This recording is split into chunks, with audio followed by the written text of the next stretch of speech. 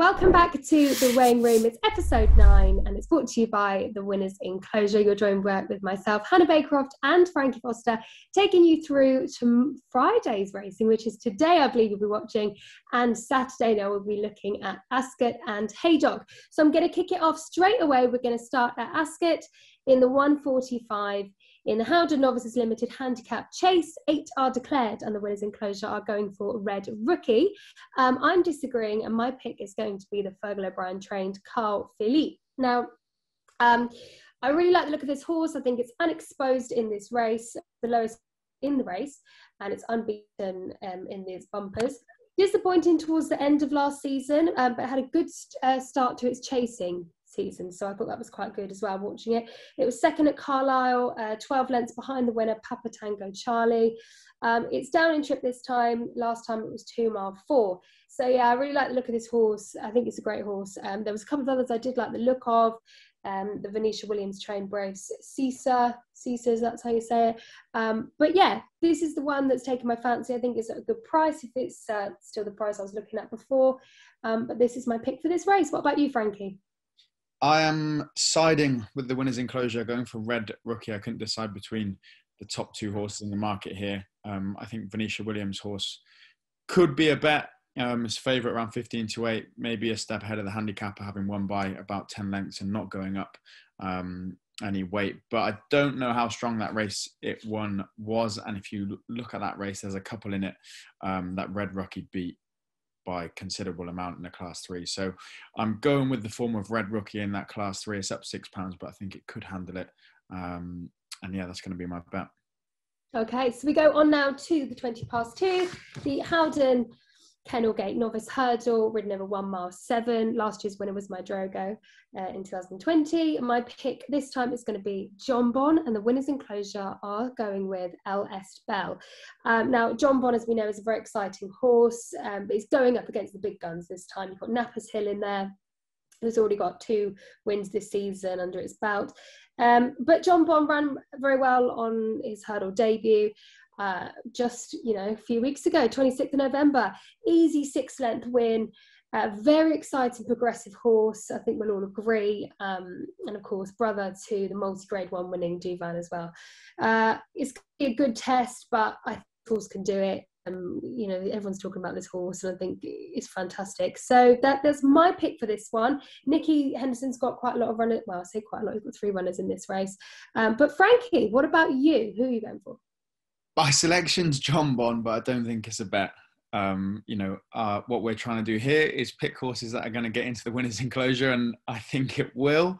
But I don't think that it should be 8-11 or odds on in a race with Nappers Hill, who looks very impressive. We don't really know what that horse has beat yet. You've got Ella Bell, won a listed race. You've got Colonel Mustard doing some good work over in Ireland, beat horse by 5 lengths, who beat Blazing Khan, who's gone on to win twice at Cheltenham. So pretty much every horse you could look through the form line. I like to move it. Sam Twiston-Davies was pretty keen on. You've got all of these horses with impressive form and being talked up. So I don't think that John Bon should be 8-11, but it did look impressive at Newbury. And I think it kind of shut up the haters at Newbury who said, it's just a hype horse. And we'll find out definitely on Saturday. So I am going to go with John Bon, but I just don't think it's a price to bet at. So we move on now to the 255, the Novice Chase, ridden over 2 miles 2. The Winners Enclosure are going with Pic D'Orhy. I'm going to go put a little accent on there, Dorothy. I'm going to go with Gladiator Allen. It's an exciting field, but this horse won on its chasing debut on the 3rd of December at Exeter. Goes much better over fences, as we can see from its form. It's well beaten in its last 2 runs over hurdles. He is the top weight, but I do like the look of this horse, and I think he will go well. So that's my pick for this one, Gladiator Allen. Gladiator Allen. I'm going with the Pic D'Orhy from the French. I watched this. I backed it and tipped it on this actually to win at Newbury when it looked like it was going to win about 3 out when it fell. And I think I said back then, if it stands up, it might win. And it looked like it was going to win and fell. So I'm saying the same again. If it stands up, I think it'll win. It just doesn't jump. It's just not pretty and it doesn't jump that well. But it gets a good gallop going, and when it does ping them and keeps that momentum going, it's a pretty powerful horse. So I really fancy it. It's just I almost had this as a nap for the weekend, but it's just a risk that it will fall again because it can't seem to stop either clattering them or falling. But yeah, picked or heat. If it stands up, it wins. That's what I'm saying. With the French accent, lovely. Right now, it's over to you, Frankie, as we head into Saturday's card. Yes, we are staying at Ascot, but going to Saturday. And this first one, this long walk hurdle at 2:25 is a serious race. Buzz, Time Hill, Ronald Punt, Champ, Paisley Park, Thomas Darby. Some serious stayers in there. And you might see the winner of the Cheltenham Stayers hurdle come out of this. I am going to take my chances on Champ, which is the same actually as... oh, sorry, no, it's not. Winners Enclosure have gone for Time Hill. So Winners Enclosure have gone for Time Hill. I'm going to go for Champ.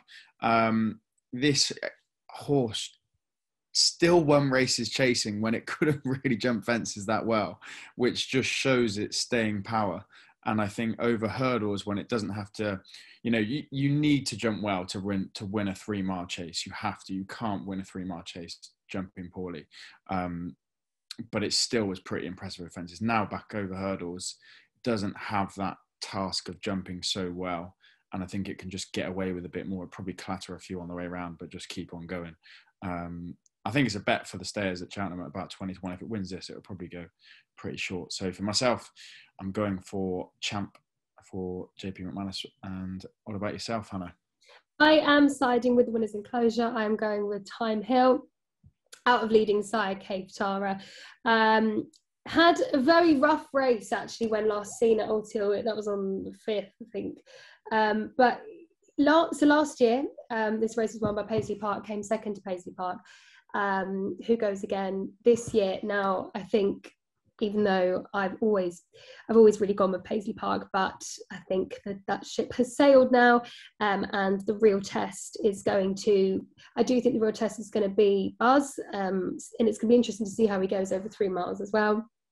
But anyway, Time Hill's won at this distance before, and he can do so much better than he ran last time. So looking forward to see him run. It's going to be interesting as well to see Thomas Darby win. Well, it'd be nice if he did one, but he was a 7-1 winner last time out. So it'd be nice to see how he goes as well. So they're what I'm looking forward to seeing. I jotted those ones down. And I put in a big speech bubble on my other page that Nicky Henderson had 3 winners. And I said it in the wrong way. So I meant that Nicky Henderson has 3 runners in this race, and has previous success in this race. But anyway, that is my pick for the 25-2. I am siding with Winners Enclosure. A good race, that's for sure. Probably my favourite of the weekend. Next, we go to the 3 o'clock at Ascot. The HOWDEN Silver Cup Handicap Chase. The Winners Enclosure have gone for Check It Out for the Twiston Davies team. Nigel training it, Sam riding it. I am going to go for Regal Encore. Firstly, I think this race is impossible to try and find a winner. I was looking at it for a fair bit of time, and I think it's very, very hard to come up with something that you're quite keen on here. But I have gone for Regal Encore.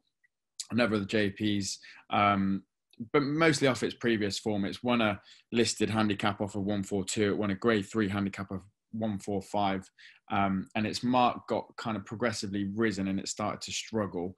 That's now come back down to 146, so it's running off of a slightly fairer mark where it has had previous success in these handicaps. The only question or worry is its last run was pretty poor over 3 miles, but if you can discount that, then it's got to be in with a chance at around 13-2. So Regal Encore for me. I'm going with Paul Nicholls, Grand Sancy. Yeah, you're right. Big field and where to look. I always go quite rogue on these races, but I haven't really this time, to be honest. It's not that rogue.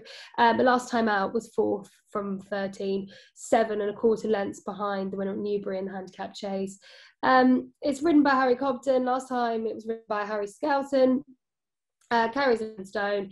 Last win was October last year, and then obviously Chase Chepstow was the favourite. It has ran at Ascot since 2008, 2018, and which was over hurdles, which was a long time ago. Had wind surgery end of last season. So yeah, out of all of them, this is a horse I picked. Quite like the look of this horse. It's up in class for this horse, but yeah, we'll see how it goes for this 7-year-old.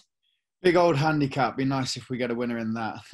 Lastly, at Ascot on the Saturday, which is the last race of the day, the Betfair Exchange Trophy, another handicap for us to look at. The winners enclosure selection is no ordinary Joe, but they've also thrown in one to look at maybe each way with one more for the road. I'm going to agree. And my selection will also be no ordinary Joe. It's obviously got the form with West Cork, the second favourite. West Cork beat it last time out, but no ordinary Joe's slightly less exposed. It's not as hasn't raced as many times, not as experienced, and it's got a £4 swing. So the weights are now in the favour of no ordinary Joe. And Henderson was in one of the previews or the yard visits they did, was pretty keen on this horse as well, or quite excited about it, which is another thing in its favour. So yeah, no ordinary Joe, I think, is a decent bet at around 4-1 in this handicap.